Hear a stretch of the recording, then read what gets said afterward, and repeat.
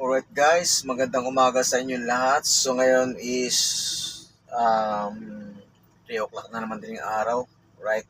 So mga kabero, at hindi kasi ako nakakain ng hapunan. So ngayon pala ako kakain ng hapunan. Ayan, at meron nga akong ulam ng tilapia. Ito nga isang kalderong baon namin kanin. Ayan o. So,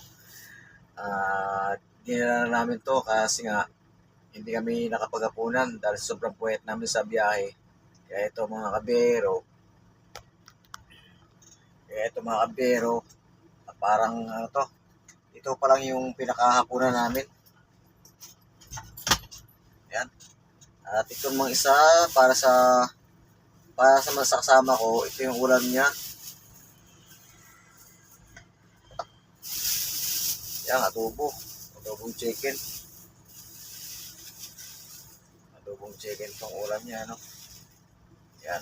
So, mahilig sa mga kasama ko. Yan. Hindi mo wala sa kanya to. Dahil nga wala tayong dalang plato, so ito muna ating pagkakainan. Itong takip ng rice cooker. Ayan guys, oh. Ayan. At eto nga isang kalderong baon namin. Yan, isang kalderong kanin baon namin sa rice cooker. Right. Yan.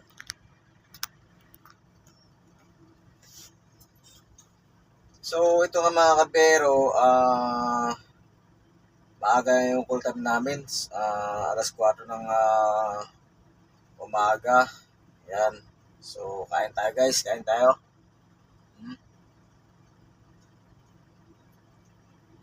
Dahil dito sa biyahe namin, walang pahinga, tuloy-tuloy.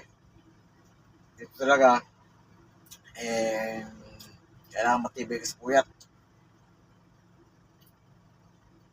Dahil minsan nakauwi kami nung sa hapon is 5 o'clock na. Minsan gabi na. So, pagdating namin ng garahe, nakakalito ng konti. Maaga yung full time, so laga naman.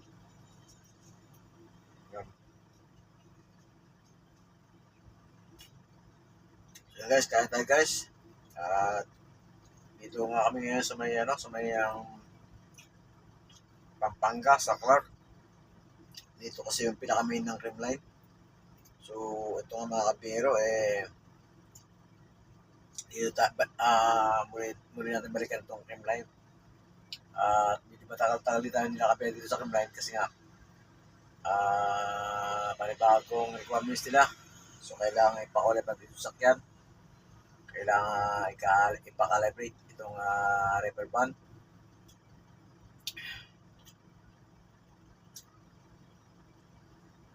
Yan.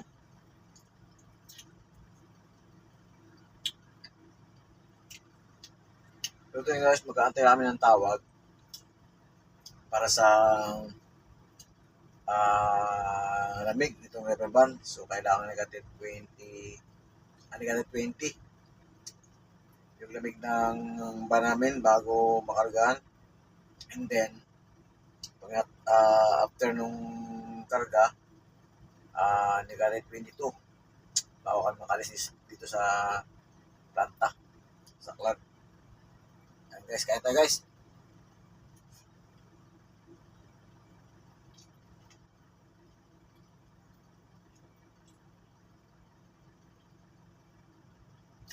So guys, kung hindi pa kayo nakapalo sa aking page, pakipalo na lang and share and like sa aking YouTube channel.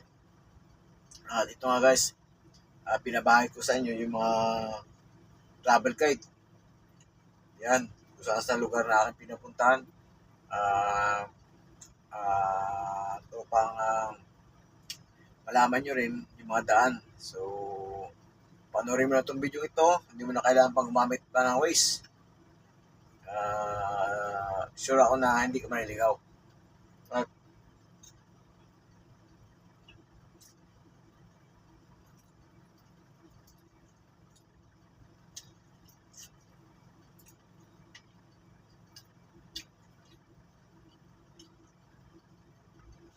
Okay, guys, okay.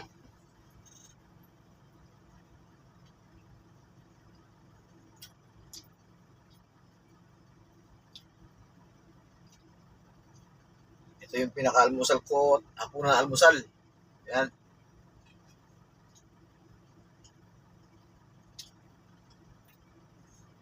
Dito kasi sa loob ng Clark, mahirap di ang pagkain dito.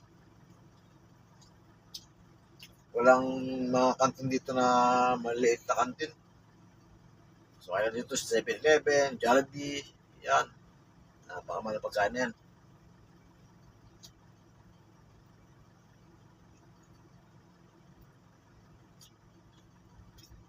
So yun guys, samahan nyo ako sa aking panibagong biyahe na to. Sa araw na to. At panibagong vlog for today. So yun guys, let's go. Guys, dito tayo yung sa bayan ng Moncada. Ito yung kailang Moncada Town Hall.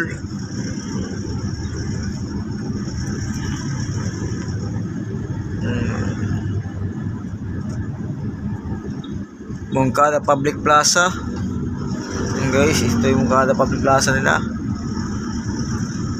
Ayan. Sinti no? Sinti no? Ganda-ganda ng pangalan, Sinti. Palpak naman.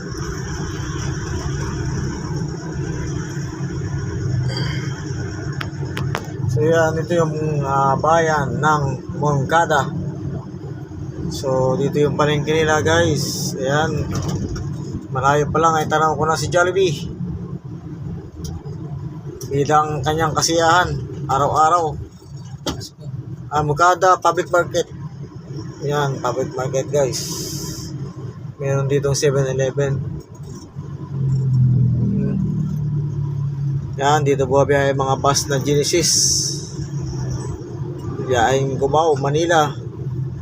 Ang 5-star. Ang solid. Tambay muna. Yan. So meron mga fast food dito. Ang 5-star bus. Siga talaga ang bus of ano? Parang yung ano? Siga talaga mga bus. Yan, ito mo biya dito. Yung van maliit na sasakyan. Tamog Iba Transport Cooperative. Yan yung van. Saan? Yan pa rin. Grabe pang wasak talang uso ito. Yan guys, so L3 oh. Grabe, wasak oh. Parang patayatan river nun ah. Ito ang kalaban niya. No. Ayan guys, yung kalaban niya. Sulit na sulit oh. Ay, wasak din ang mukha oh. Grabe.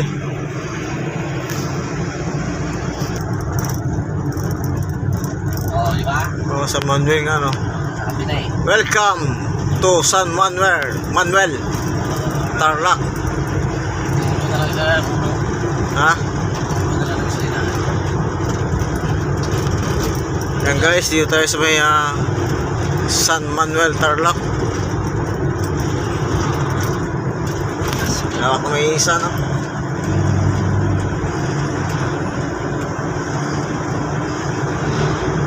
Ganda ng daan dito. Wala sinabi ang daan ng expressway. Dapat kaya itong expressway sa Kabigol. Bicol ako. Nawak na may isa no guys oh. Yan, may isan. Sa Manuel Municipal Hall, Baguio City, 81 kilometers, 24 kilometers, Ordineta, padiretso. Ito yung Municipal Hall oh. Yan guys, ito ang Municipal Hall ng San Manuel. Yan.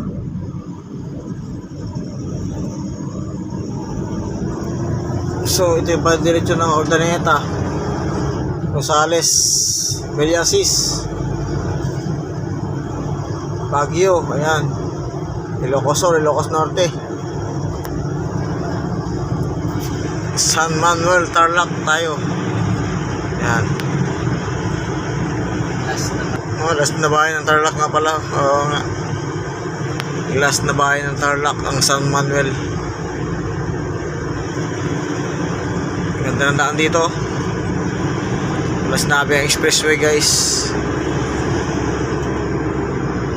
San Manuel, I love San Manuel.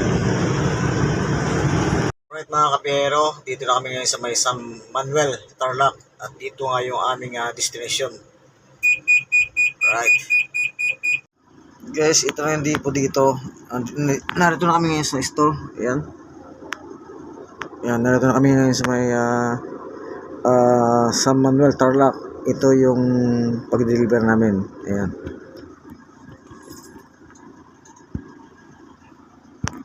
So ito nga guys, dito na kami ngayon sa may San Manuel, Tarlac.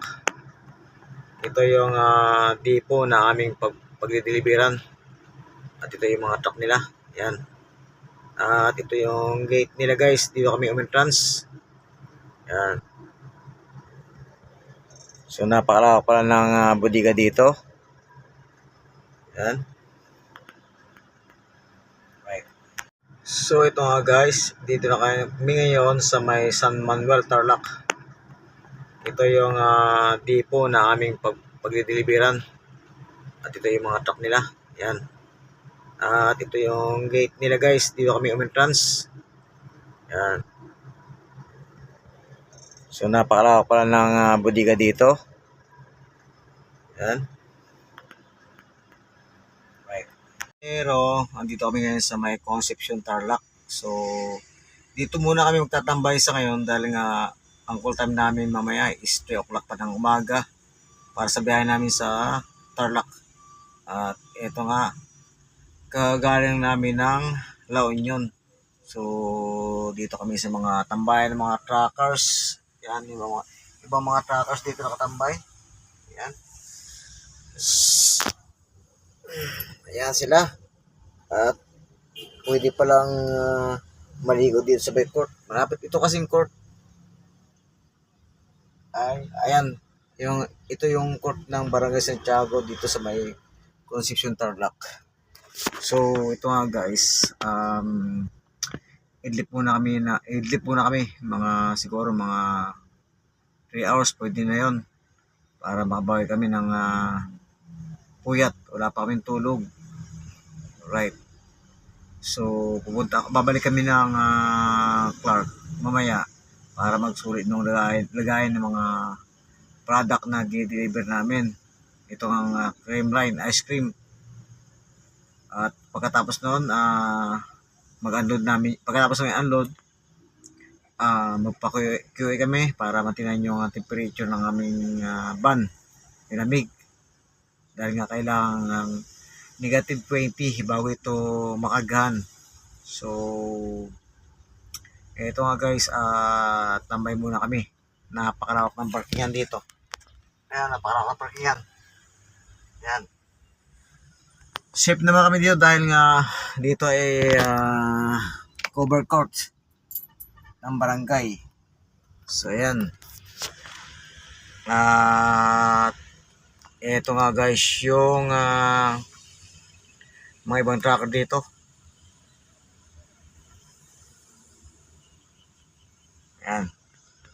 So ito guys, edit muna kami.